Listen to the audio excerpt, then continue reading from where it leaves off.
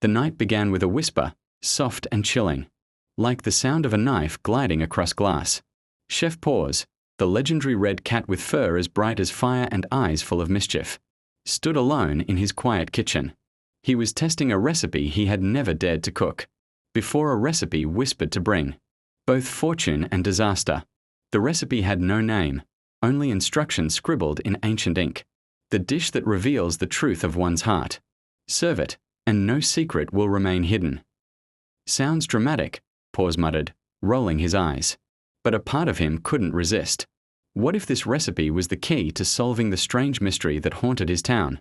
People had been disappearing for weeks, and the last time he saw Luna, his brave and clever friend, she was chasing a clue connected to an old cookbook. Suddenly, the lights flickered. Max, the raccoon with round glasses and a bag of snacks, stumbled into the kitchen. Paws, buddy. We've got a problem. A big problem. Luna's missing. The cat froze. What do you mean missing? She's probably still snooping around the old mill. Max shook his head, his tiny paws trembling. No. I found this. He placed a torn page on the counter.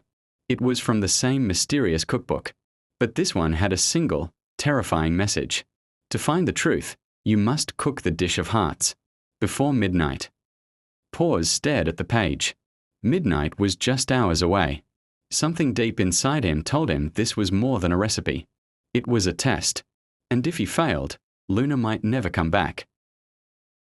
Chef Paws didn't waste a second. He grabbed his chef's hat, tightened his apron, and said, Max, get the lantern. We are going to the old mill. Whatever's happening, it starts there. Max gulped. The old mill? That place is, haunted. I'm not scared, but, some raccoons might be. Paws smirked. You mean you? Max crossed his arms. Absolutely not. I'm just morally opposed to ghosts. The night air outside was heavy, thick with fog that wrapped around their paws as they walked. The moon was just a thin sliver, and the only sounds were the crunch of leaves underfoot and the creak of the old wooden bridge leading to the mill. When they reached the entrance, the mill loomed above them like a giant shadow. Its windows were dark holes, and the old windmill blades creaked as they turned slowly in the breeze. Max adjusted his glasses. I have a bad feeling about this. Like a stomach churning, fur-standing kind of bad feeling. Relax, said Paws, pushing the door open. It groaned loudly, too loudly. Inside, the air smelled of dust, rust, and something faintly sweet like burnt sugar. The walls were lined with shelves, and on one of them, Paws spotted something familiar. The cookbook. But it wasn't alone. There was a strange glow coming from the pages, as though the book was alive, and next to it lay Luna's scarf. Luna was here, Paws whispered, his tail twitching. He reached for the scarf when suddenly, bang! The door slammed shut behind them. Max yelped and nearly dropped his snack bag. Nope. Nope. This is exactly how scary stories start. Then, a voice echoed from somewhere above. It was soft, almost melodic, but heavy with warning. To cook the dish of hearts, you must pay the price of truth. Did you hear that? Max whispered. Paws nodded. Yeah, and I don't think it's the wind. They followed the voice up the winding stairs of the mill, each step creaking under their weight. The higher they climbed, the louder the sound became, not just the voice but also the faint hum of pots clanging, as if someone was cooking. Finally, they reached the top, and what they saw froze them in place. At the top of the mill was a kitchen, but not like any kitchen they had ever seen.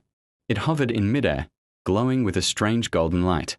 Pots stirred themselves, knives floated, and ingredients danced in bowls as if invisible hands were cooking a meal. And standing in the middle of it all was a shadowy figure. Tall, lean, wearing a chef's coat that shimmered like molten silver. On its face was a porcelain mask, blank except for two slits where eyes should be. Welcome, the figure said, its voice smooth and unnervingly calm. You are here for the recipe, aren't you? Paws' fur bristled. Where's Luna? What did you do to her? The masked chef tilted its head slightly. She is in the recipe. The dish of hearts requires more than ingredients. It needs a memory, a a soul, a story. And Luna was perfect. Max stepped behind Paws, whispering, "Okay, I vote we run. Just a thought. No shame in survival." But Paws' tail lashed in defiance. "You're not keeping her. We are taking her back and the cookbook too." The masked chef chuckled. "Do you even know who I am?" He raised a hand, and the floating pots froze in midair. "I am the Gourmet King, the master of every recipe ever written. And you, little cat, have no idea what you're dealing with." Paws glanced at Max, then back at the figure. "If you're really a king, then face me in a cook-off." Max's jaw dropped. "What? Are you serious? You're challenging the creepy shadow chef to a cooking duel? This is not a cooking show, Paws. This is real life." The Gourmet King paused. "A cook-off? Interesting. If you win, I will release the girl and the recipe. But if you lose..." He snapped his fingers, and the room's glow turned blood red. "You and your friend will become ingredients in my next dish." Paws smirked. "Deal." Max's eyes bulged. "I did not agree to this." The king waved his hand, and the hovering kitchen rearranged itself. 2 stations appeared, each equipped with gleaming tools and bowls filled with mysterious ingredients. "The challenge," the king declared, "is to create a dish that reveals the truth in your heart. You have 1 hour." Paws cracked his knuckles. "Let's do this." The moment the challenge began, the entire kitchen burst into motion. Knives twirled through the air like dancers. Flames flickered under enchanted stoves. And bowls of strange, glowing ingredients spun on their own. Chef Paws took a deep breath. "This is it, maximum. This dish isn't about fancy tricks or magic. It's about cooking from the heart." Max hopped onto the counter, nervously holding a jar of flour. "Great, but do you even know what this truth dish is supposed to look like? Because I'm starting to think this might be less about cooking and more about, I don't know, spiritual destiny." Paws grinned. "Then let's give them the tastiest destiny they've ever seen." He began chopping vegetables, his whiskers twitching as he moved with speed and precision. The scent of roasted herbs and caramelizing onions filled the air. But on the other side of the room, the Gourmet King worked silently, almost eerily. Every time he sliced an ingredient, it transformed into something otherworldly: tomatoes that bled golden juice, spices that released trails of blue smoke. Paws tried not to be distracted, but the king's movements were hypnotic. "Don't look at him," Max whispered. "Focus on our food, not the creepy magical fireworks happening over there." Paws grabbed the last piece of glowing fruit from his basket, the heart fruit. Its surface pulsed softly, like it was alive. He remembered the page from the cookbook. "The dish that reveals the heart will be born only from true connection." He glanced at Max. "Pass me the honey." "No, not that one, the golden jar." "Yeah, that's it." Max handed it over with shaking paws. "Okay, chef, but we've got 30 minutes left. And I'm 90% sure that guy just summoned a dragon out of his soup." Paws looked over. Indeed, a shimmering golden dragon, made entirely of steam and spices, coiled above the Gourmet King station. "Show off," Paws muttered, and got back to work. The tension grew with each passing minute. Max stirred the sauce while Paws carefully layered the heart fruit, slices over a bed of caramelized roots. "This is insane," Max said. "I thought cooking was supposed to be, you know, relaxing, not life-or-death magical battles with masked maniacs." "Welcome to my kitchen," Paws replied with a wink. Finally, with only a few minutes left, Paws plated the dish.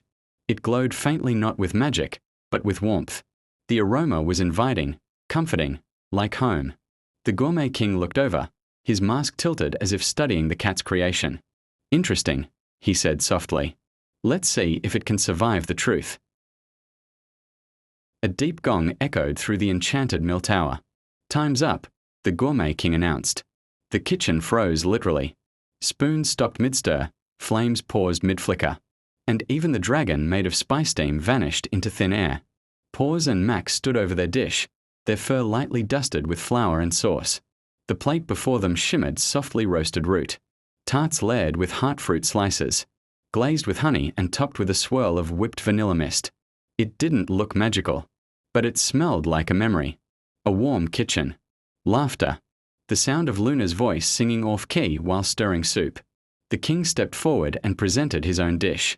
It looked like something out of a fantasy.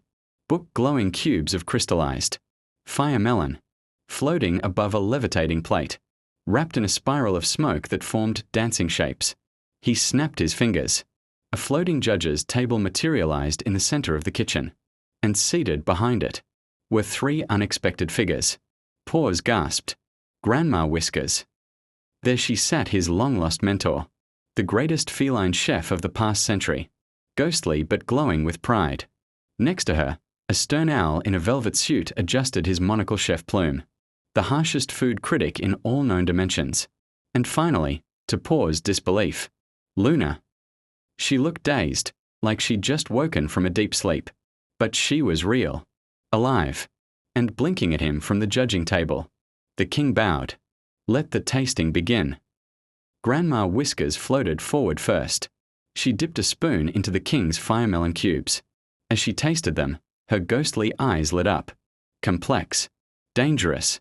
A flavor that dances on the edge of madness. Then she turned to Paws' plate. She took one bite and her whiskers trembled.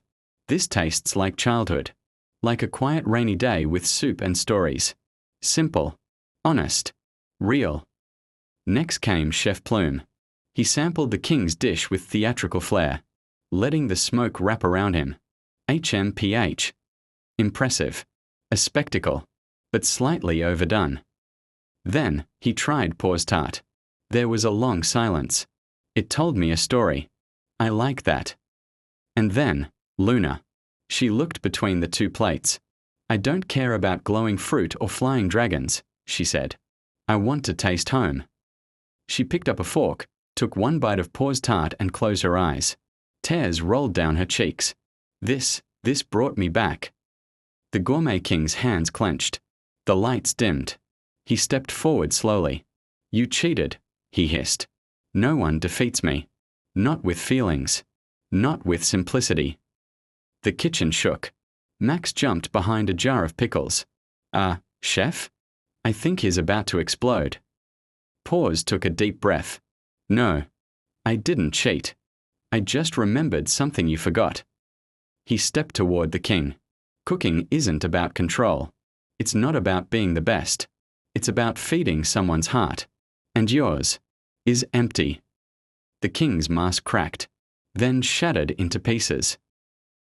The shards of the gourmet king's mask fell to the ground with a sharp clatter. Behind the porcelain face wasn't a terrifying monster but a tired, grey-eyed fox. His fur was dull, his expression hollow, as though years of bitterness had drained every ounce of warmth from him. For a long moment, no one moved. Even the enchanted kitchen seemed to hold its breath. I wasn't always like this, the fox said quietly. I was a chef once. Like you. I wanted to create something so perfect it would make the world remember my name forever. He glanced at the cookbook, its ancient pages glowing faintly on the shelf. But every recipe I made, every victory I won, it wasn't enough. I wanted to control the hearts of those who ate my food. I wanted them to love me, to worship me. And the more I wanted, the more I lost myself. Paws tilted his head. You don't have to keep doing this. The fox's jaw tightened. Do you think I can just walk away? Do you think I can be forgiven for what I've done? I took your friend. I tried to steal your heart. Luna stood up from the judge's table. Her scarf fluttered as she walked forward, her eyes fixed on the fox. You can stop now, she said. That's enough. The fox looked at her as if seeing sunlight for the first time. Stop. His voice cracked. Then, slowly, he dropped the silver knife he was holding. It clanged against the kitchen floor and vanished in a wisp of smoke. The enchanted kitchen began to fade. Pots and pans lowered to the floor. The glowing walls dimmed until they looked like ordinary wooden beams again. Max peeked out from behind the pickle jar. Wait, did we win? Like, officially? Paws nodded, though his ears were still twitching from the adrenaline. Yeah, I think so. Luna approached them, her voice soft. Paws, I knew you'd find me. Paws smirked, though his tail curled with relief. Of course. Who else is going to taste test my disasters? She laughed and hugged him tightly. And for the first time that night, everything felt normal. The fox turned to leave, but Paws called out, "Hey, what's your name?" The fox paused. "Renaud.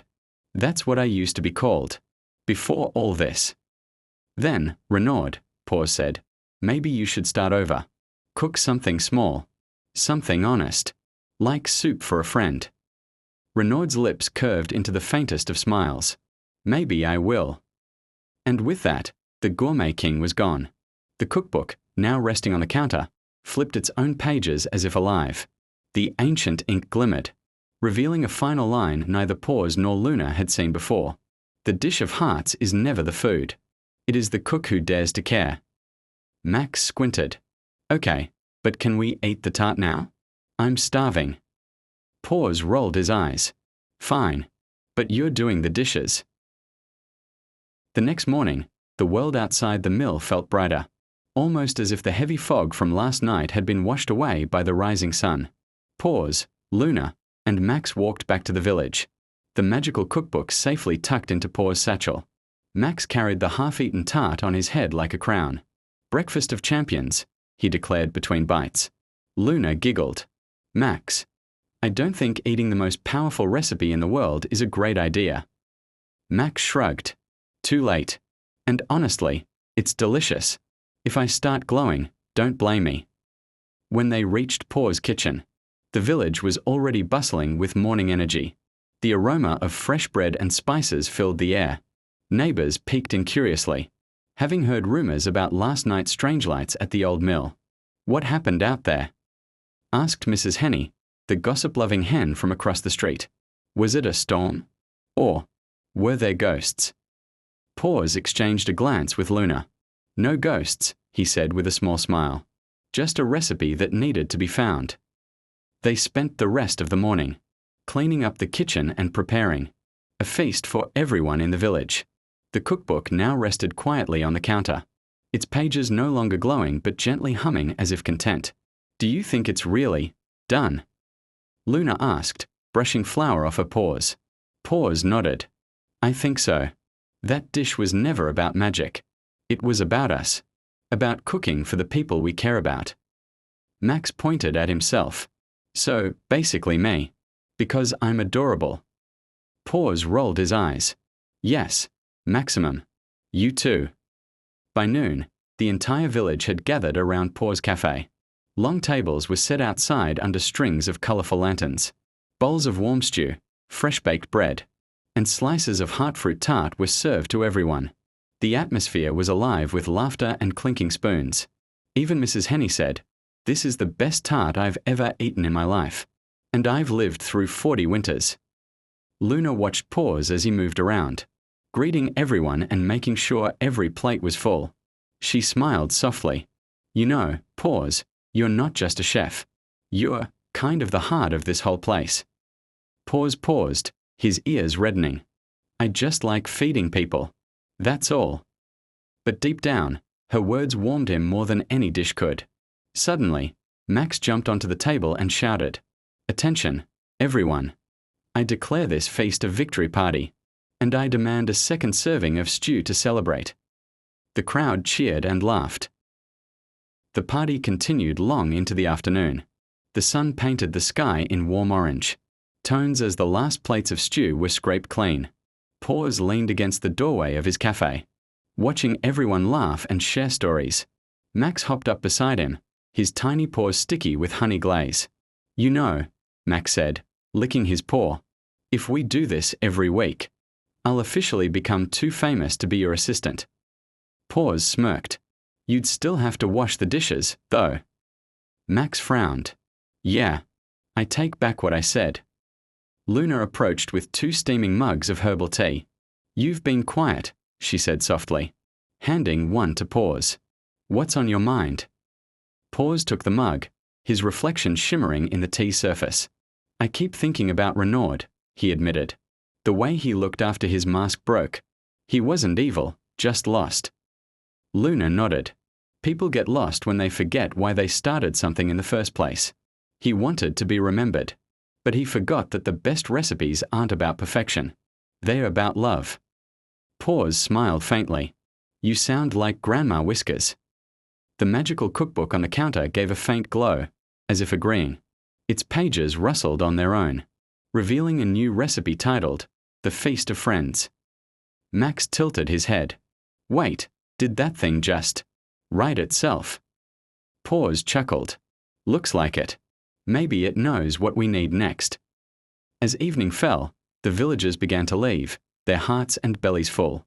The lanterns outside flickered gently, casting warm light across the square. Luna stayed behind to help Paws clean up. You know, she said, stacking plates. This place feels different now. Stronger. Like it's alive again. Paws glanced around his cafe, the worn wooden counters. The shelves lined with jars of spices. The soft hum of the enchanted cookbook, and felt a surge of pride. Yeah, he said. It feels like home. But just as he finished speaking, the ground trembled ever so slightly. Max's ears perked up. Did anyone else feel that? The tremor lasted only a moment, but Paws didn't like it. He exchanged a glance with Luna. That wasn't normal, he muttered. The cookbook snapped shut with a loud thump. Whatever that was, Max said. I'm 95% sure it's bad news. Paws sighed. Looks like our quiet days might be over. The party continued long into the afternoon. The sun painted the sky in warm orange, tones as the last plates of stew were scraped clean. Paws leaned against the doorway of his cafe, watching everyone laugh and share stories. Max hopped up beside him, his tiny paws sticky with honey glaze. You know, Max said, licking his paw, if we do this every week, I'll officially become too famous to be your assistant. Paws smirked. You'd still have to wash the dishes, though. Max frowned. Yeah, I take back what I said. Luna approached with 2 steaming mugs of herbal tea. You've been quiet, she said softly, handing one to Paws. What's on your mind? Paws took the mug, his reflection shimmering in the tea surface. I keep thinking about Renaud, he admitted. The way he looked after his mask broke. He wasn't evil, just lost. Luna nodded. People get lost when they forget why they started something in the first place. He wanted to be remembered, but he forgot that the best recipes aren't about perfection. They're about love. Paws smiled faintly. You sound like Grandma Whiskers. The magical cookbook on the counter gave a faint glow, as if agreeing. Its pages rustled on their own, revealing a new recipe titled, The Feast of Friends. Max tilted his head. Wait, did that thing just write itself? Paws chuckled. Looks like it. Maybe it knows what we need next. As evening fell, the villagers began to leave, their hearts and bellies full. The lanterns outside flickered gently, casting warm light across the square. Luna stayed behind to help Paws clean up. You know, she said, stacking plates. This place feels different now. Stronger. Like it's alive again. Paws glanced around his cafe, the worn wooden counters. The shelves lined with jars of spices. The soft hum of the enchanted cookbook, and felt a surge of pride. Yeah, he said. It feels like home. But just as he finished speaking, the ground trembled ever so slightly. Max's ears perked up. Did anyone else feel that? The tremor lasted only a moment, but Paws didn't like it. He exchanged a glance with Luna. That wasn't normal, he muttered. The cookbook snapped shut with a loud thump. Whatever that was, Max said. I'm 95% sure it's bad news. Paws sighed. Looks like our quiet days might be over. The cafe transformed into a war room. Ingredients, pots, and spices covered every surface. The cookbook lay open in the center of the counter, glowing brighter with every passing minute, as if urging them forward. Flint paced the floor. The final course isn't just a dish, he said. It's a battle. The shadow will try to twist everything you cook. If you lose focus for even a moment, it wins. Max crossed his arms. Cool. No pressure, right? Just a recipe that decides the fate of the world. Paws exhaled, his paws trembling slightly as he tightened his apron. Then we make this dish the same way we've made every other one. With heart. With love. With the memory of why we started cooking in the first place. Luna placed a reassuring paw on his shoulder. You're not alone, Paws. We are in this together. The air in the cafe grew cold as the first wave of shadow seeped through the cracks in the walls, curling like black smoke. It took the shape of dark, monstrous hands reaching for the ingredients on the table. Paws slammed down a cutting board. Not today. He diced heartfruit with lightning speed, the pieces glowing like tiny suns. Luna whisked a creamy sauce that glimmered silver, while Max, armed with a ladle like a warrior, batted away shadowy tendrils. Back off, smoky spaghetti. Max yelled, smacking one shadow hand so hard it dissolved with a hiss. The shadow shrieked and gathered into a single form, a towering, faceless creature made of darkness. It reached for the dish, whispering, "Your hearts will fail. Your recipe is weak." Paws didn't look up. Funny, that's what they told me when I burned my first pancake. Didn't stop me then. Won't stop me now. The final steps came together. The tart crust baked golden and crisp. The sauce poured over it like liquid moonlight. A final sprinkle of starlight sugar from the cookbook made the dish glow with a warm, steady light. The shadow lunged. "Now!" Flint shouted. Paws slid the finished dish forward. The light burst from the tart like a sunrise, flooding the room. The shadow screamed, its form cracking and shattering until it dissolved into nothing but harmless wisps of smoke. Silence. The cookbook closed itself with a gentle thump. Paws collapsed into a chair, breathing hard. Is it over?" Flint nodded slowly, a proud smile on his face. "You did it. The final course is complete. The shadow is gone." Max climbed onto the counter, licking some sauce off the edge of the dish. Heroic and delicious. We are legends now, right?" Luna laughed softly, leaning against Paws. Legends who need a nap. The next day, the cafe was quiet again. The world outside seemed brighter, calmer, as if the storm had never happened. Paws placed the magical cookbook back on its shelf. Its cover no longer glowed, it simply sat there, content. "You think we are done with adventures?" Max asked. Paws smirked. "Not a chance. But maybe. We'll take a break for breakfast first." Luna smiled. "And maybe this time, you're doing the dishes." They all laughed, the sound echoing through the little cafe, a promise that no matter what came next, they'd face it together.